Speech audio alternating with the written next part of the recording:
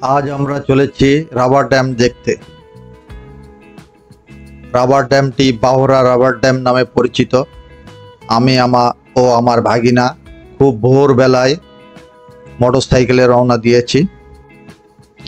Bahara rubber ড্যামটি Madhabpur উপজেলায় হবিগঞ্জ জেলার অন্তর্গত বহরা ইউনিয়নে অবস্থিত। এটি বাংলাদেশের কৃষিভিত্তিক অবকাঠামো উন্নয়নের অংশ হিসেবে নির্মিত একটি গুরুত্বপূর্ণ জল সংরক্ষণ প্রকল্প। ভিডিওটি শুরু থেকে শেষ পর্যন্ত দেখুন, আশা করছি ভালো লাগবে। এখন যে শিল্প প্রতিষ্ঠানটি দেখছি এটার নাম ফার ইস্ট স্পিনিং মিল। এটি পরিবেশ বান্ধব ইলেকট্রিক সোর্স হিসেবে সোলার সিস্টেম ব্যবহার করে। প্রতিষ্ঠানটি জগদীশপুর মোড় পার হয়ে নোয়াহাটি বাজারের কাছে অবস্থিত। এখন যে ভদ্র ছেলেটিকে দেখছেন ইনার নাম জুনায়েদ আহমেদ রুবায়াত, সম্পর্কে আমার ভাগিনা। মামা ভাগ্নে যেখানে আপদ নাই সেখানে।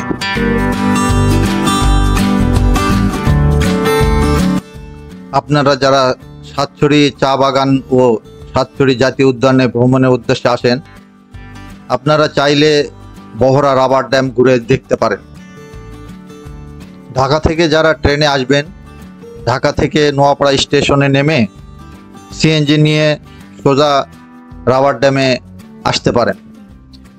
রাবার ড্যামটি 2000-এর দশকের মাঝামাঝি বাংলাদেশ পানি উন্নয়ন বোর্ড কর্তৃক নির্মিত হয়।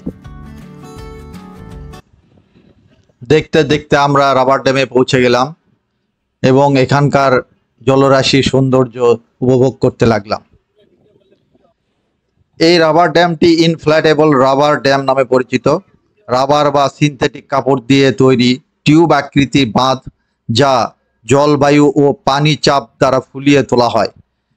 খরার সময় পানি আটকে রেখে রবি মৌসুম সেচে সুবিধা হয়। রাবার ড্যামের ফলে আশেপাশে গ্রামের শত শত হেক্টর জমিতে চাষাবাদ সম্ভব হয়েছে। কৃষকেরা শুকনো মৌসুমে ধান, সবজি ও ফলমূলের আবাদ করতে পারছে। একাধিক ফসল ফলানো সহজ হয়েছে।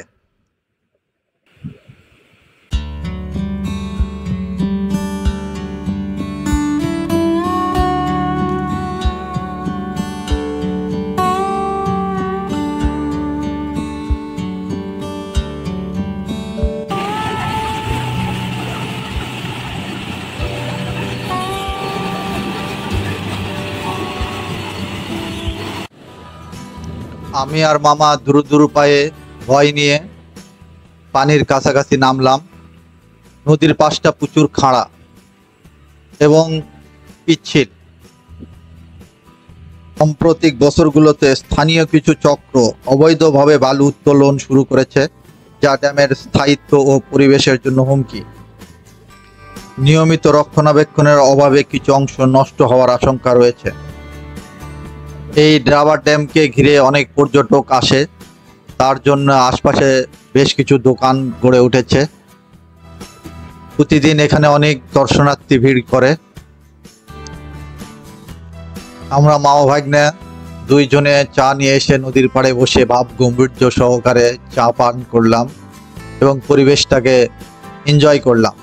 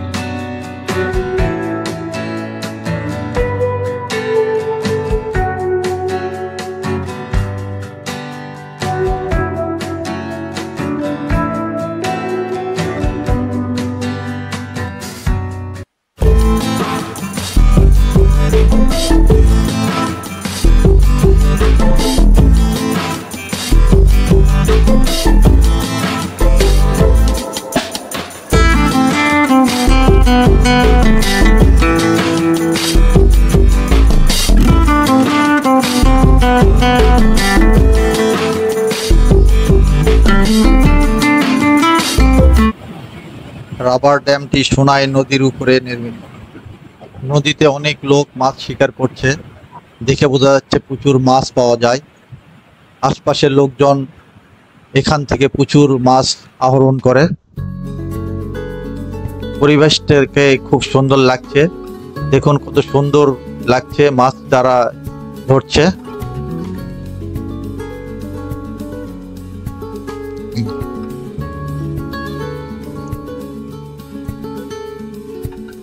আমার এই ভিডিওটি যদি ভালো লেগে থাকে প্লিজ লাইক দেন, বেশি বেশি শেয়ার করুন এবং পরবর্তী ভিডিও নোটিফিকেশন পেতে সাবস্ক্রাইব করুন।